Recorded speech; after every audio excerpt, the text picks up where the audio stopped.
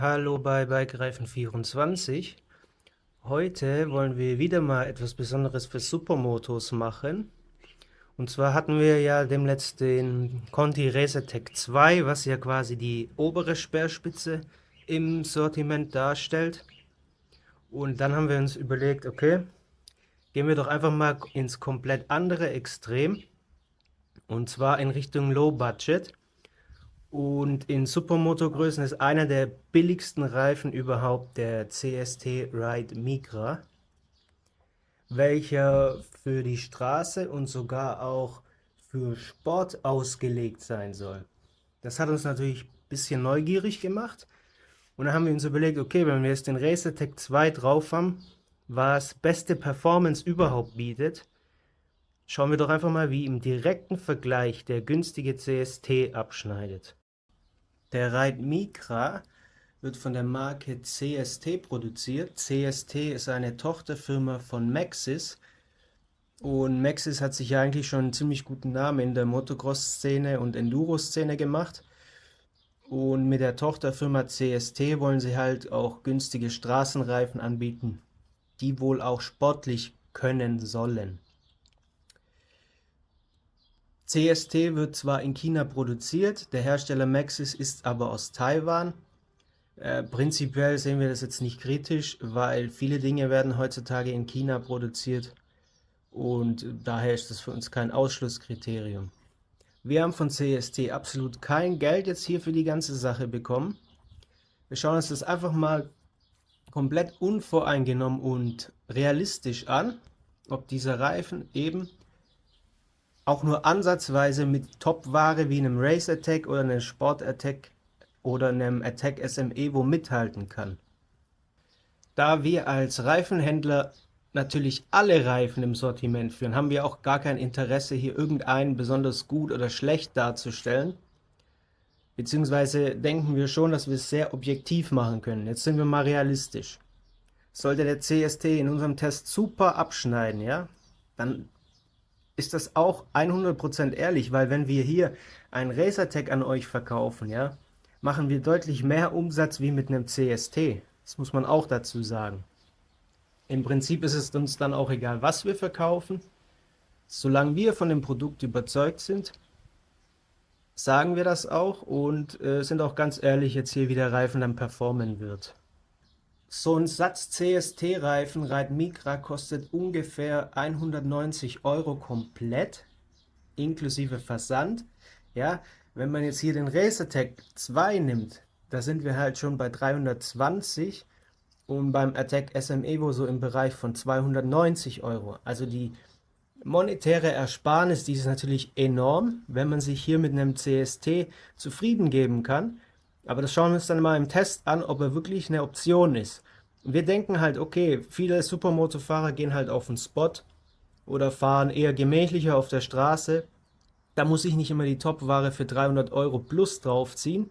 Vielleicht reicht auch einfach so ein günstiger Budget-Reifen, um auf dem Spot ein bisschen zu stunten, Wheelies zu ziehen, Burnouts zu machen etc. Da muss ich nicht immer die Top-Ware verheizen. Trotzdem haben wir auch immer einen sportlichen Anspruch und sagen, okay, wenn wir uns schon sowas auf die Supermoto machen, dann muss es eben auch performen, weil wir eben auch einen sportlichen Fahrstil pflegen. So, jetzt schauen wir uns mal den Reifen im Hinblick aufs Profil an. Wir sehen hier also wir haben so gut wie keinen Slick-Anteil. Die Profilrillen gehen hier fast bis zur Kante. Trotzdem haben wir hier für tiefste Schräglagen einen unprofilierten Anteil. Zwischendrin haben wir aber schon immer wieder große unprofilierte Flächen. Wir sehen hier halt auch irgendwie durch das wirklich tiefe Profil und die grobe Profilierung halt auch eine Auslegung für nasse Straßen. Wir denken, hier könnte er gar nicht mal so schlecht performen. Die Gummimischung an sich ist sehr, sehr weich. Nicht ganz so weich wie ein Racertec natürlich, aber auch nicht ultra hart. Von daher könnte man schon meinen, okay, hier wird es wirklich richtig sportlich.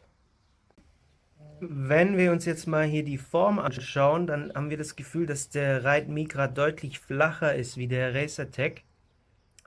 Er sieht auch optisch, rein optisch, deutlich breiter aus, was uns ziemlich gefällt. Rein von der Optik ansonsten ist es natürlich Geschmackssache, aber trotzdem finden wir, dass die Profilierung schon was hat. Müssen wir halt mal sehen, wie es dann auf dem Fahrzeug aussieht und wie er sich auch abfährt. In Hinblick auf die Profiltiefe haben wir halt auch extrem viel Aufmaß, 5,5 mm am Hinterrad und 4,5 mm am Vorderrad. Wir gehen mal davon aus, dass der Reifen deshalb auch richtig gut und lange halten könnte.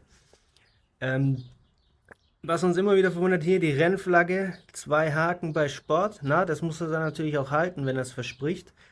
Aber wenn er wirklich sportlich wäre und dieses Aufmaß hätte, dann würde er halt auch eine vernünftige Laufleistung mitbringen, die so ein SME wo halt eben nicht hat.